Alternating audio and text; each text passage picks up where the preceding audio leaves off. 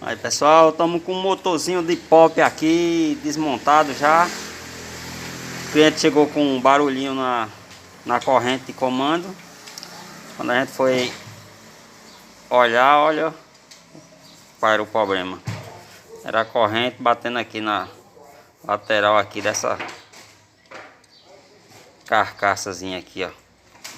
A qual foi quebrada do alojamento aqui do rolamento da biela. A gente vai refazer isso aqui na solda alumínio para ver como é que fica.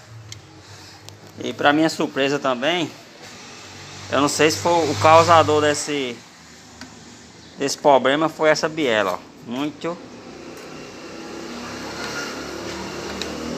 mal alinhada.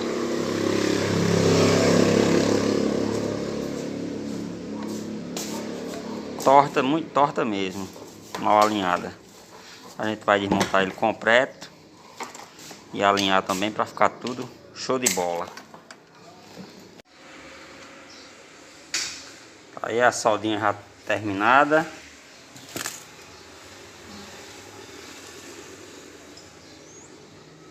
Aqui não tem como dar um acabamento perfeito por conta